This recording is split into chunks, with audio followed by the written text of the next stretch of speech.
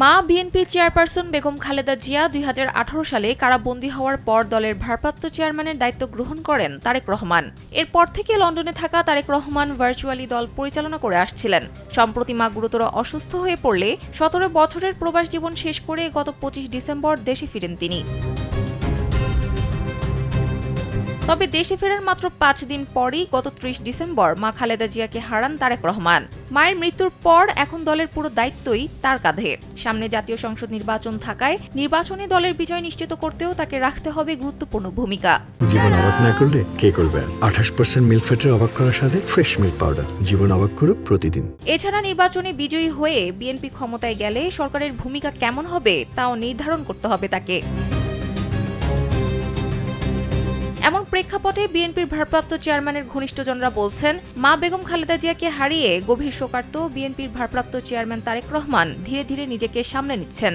শোককে শক্তিতে পরিণত করে ২৪শোত্তর নতুন বাংলাদেশ গড়তে চান তিনি। তার ভাবনায় এখন দল ও দেশ দুটি। মা হারানোর গভীর শোক কাটিয়ে আগামীর বাংলাদেশ বিনির্মাণে মনোনিবেশ করছেন তারেক রহমান।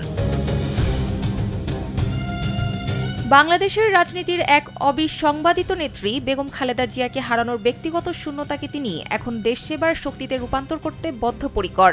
সেই লক্ষ্যে নানামুখী কর্মপরিকল্পনা হাতে নিয়েছেন তিনি। মায়ের আদর্শকে ধারণ করে তারেক রহমান এখন এক নতুন যাত্রার দ্বারপ্রান্তে। শোকের মেঘ কাটিয়ে তিনি যে সূর্যের প্রত্যাশা করছেন তা হলো একটি সমৃদ্ধ ও স্বৈরাচার মুক্ত বাংলাদেশ।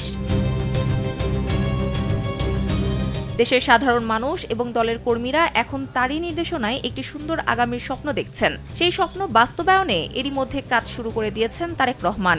এর অংশ হিসেবে তিনি শনিবার নিজের একান্ত সচিব ও প্রেস সচিব নিযুক্ত করেছেন।